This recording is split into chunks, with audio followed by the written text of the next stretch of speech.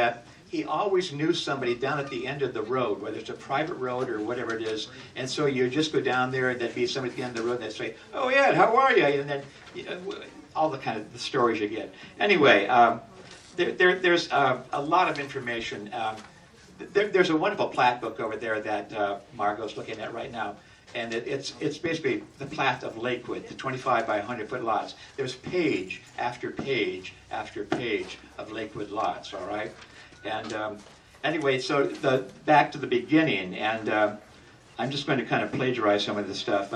This was the greatest subscription premium ever offered, and here's the reason why. It says, getting back to Lotto's Association, it started the Chicago Evening Post, a newspaper in Chicago. In order to increase their subscriptions, they needed a giveaway premium, as they called it, in the promotion brochure. Other newspapers were giving away clocks, books, dishes, etc., in exchange for long-term subscriptions, but the Post decided to give away land, to be specific, a 25 by 100 foot lot in Lakewood. Old receipts show that for a subscription in the amount of $23.20, you could receive 2 lots. The payments were $2.90 per month. Tack notices to the property owners also included an invitation fee of $1, membership dues including the Courier, a small monthly newspaper which reported on Lakewood happenings, for $2 to the Lakewood Lot Owners Club Association. All taxes and fees were to be remitted to the association, who in turn paid all the taxes owed to each township in a lump sum once a year. And so basically they created 43,250 lots, 25 by 100, all right? And it's amazing when you look at that. Also, we should also announce, like for the next meeting at Fruitvale, William Hanson has done a book called The Lost City of Fruitvale, Volume 1, Volume 2, and I had an email from him about 2 days ago. He also is in the process right now of doing a book on Lakewood, and so that will be coming forth, and I think he'll be at our meeting at Fruitvale on July 19th. Everything's the 19th, that's 20th. July 19th. July 19th at the White River Campgrounds. Anyway, he'll be there and can talk about that. So anyway, the newspaper obviously has to invent words and make things kind of song and dance. And so they did a wonderful kind of little handout kind of thing that you'd get in the mail. Lakewood lies in the center of the summer resort region of Michigan. It lies just far enough from Chicago to escape the Sunday excursionists, and just far enough inland from Lake Michigan to be sheltered from the lake winds, and perhaps the best transportation facilities of any summer resort in Michigan. For it lies on the Pere Marquette Railroad between Muskegon and Whitehall, not near the Pere Marquette Railroad, but on it. And all year around, the big Goodrich boats run to Muskegon and connect with the Pere Marquette Railway for Lakewood. In the summertime, the boats leave Chicago every day at 8:30 p.m. and arrive in Muskegon at 6:30 a.m. the next morning. The Pere Marquette station is at the head of the Goodrich dock, and the train leaves at 7:05. And at 7:30 you're at Lakewood. In the summer, the Goodrich boats also run to Whitehall, and you can take the Pere Marquette Railroad from Chicago directly to Lakewood 3 trains a day. Lakewood is an ideal summer resort, surrounded by the well-known resorts of White Lake. I hope I don't bore you. I usually get very bored when people read things, but I thought this was kind of interesting. Anyway, so it goes on to say that the land is level and dry. There's not 1 inch of wet or swampy land on the whole tract. And it goes on about how the falling leaves embellish the soil, etc., etc., etc., and that you're surrounded by putting down a well, you get fresh, pure water, and you can see who people may be living in tight situations in Chicago, and it's 100 degrees or whatever. This is all. It's come on, you're going to buy it, and so you somehow get involved and you do your subscription. So after those kind of words. The script continues here. The program was a big success, with hundreds of people becoming proud owners of Lakewood lots. To give the people more than just a lake, the association began building a real resort facility. It was located on the south side of Fox Lake, this is where we are, on what is now commonly known as Park Hill. And Park Hill is the hill right behind us, which we'll be going to on the walk. There was a large clubhouse with wide verandas hung with ferns and furnished with tables and chairs for lounging, a refreshment room, a reading room, a bathhouse was built on the upper level, it was built on the shoreline and with a dance pavilion overlooking the lake. There was a men's club that contained a bowling alley and a cafeteria. There was a separate building which would accommodate 150 people at one time and 41 room tent cottages. That's what Dan's asking about, the tent cottages, which later turned into little kind of wooden buildings, which Mary Kay said that also, they're almost like storage, they're like I guess almost like a masked mini barn in today's world kind of thing. Any case, the tent cottages were also available for rent and a daily maid service. They could be rented for $2 a day and $10 a week for one person. There's a small increase for extra people, etc. And then orchestra was brought out to entertain the dance hall 3 times a week, hammocks, entertainment, etc. And then the travel, which it gets into, it's similar to, when Dan and I were working on like looking aft, obviously the game was you would catch the Goodrich steamship line from the Chicago in the evening, maybe 6, 8 o'clock at night, something like that, and then the next morning you would be up here at White Lake at the Sylvan Dock, the Goodrich Dock in town, or the Harvey Dock in Montague kind of thing. But anyway, the options were train. For those favored with a car or accommodating friend and not caring for water, the trip by the Pere Marquette train to Lakewood is quite satisfactory. There are now 2 trains each day, one way between Chicago and Lakewood, making a trip from 6 to 8 hours.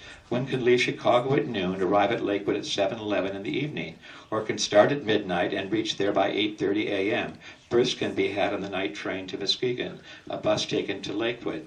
And then it says somehow at Lakewood Station, there's photographs of the Lakewood Station over here, and they had also the train track that came out, and the Toonerville trolley. It says, at Lakewood Station, one connects with the Lakewood Street Railroad and starts a 5-mile trip through the woods to the clubhouse, where breakfast is waiting.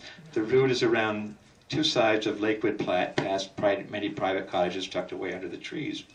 And then it says boat. But the favorite route for most people is by boat. The Goodrich streamers really helped create Western Michigan. And you sort of wonder, why do we have a boat that goes to Milwaukee when everybody wants to come from Chicago? I don't know what's all that about, but somehow someone might ask. Mr. Entrepreneur, where are you? But the favorite route for most people is by boat. The Goodrich steamers leave the dock at Michigan Avenue and the river at 7:45 p.m. and arrive in Muskegon at 7 o'clock in the morning. The lake is usually calm and always cool and refreshing, no matter how it may be on the land. And one rises early in the morning after the night of a soothing rest, rocking in the billows, ready for a 16-mile ride by autobus, that's from Muskegon, over perfect roads, I'm sure, through farms and woodland scenes, with dew sparkling in the grass and the birds singing in the trees, and the wildflowers open to greet the morning sun.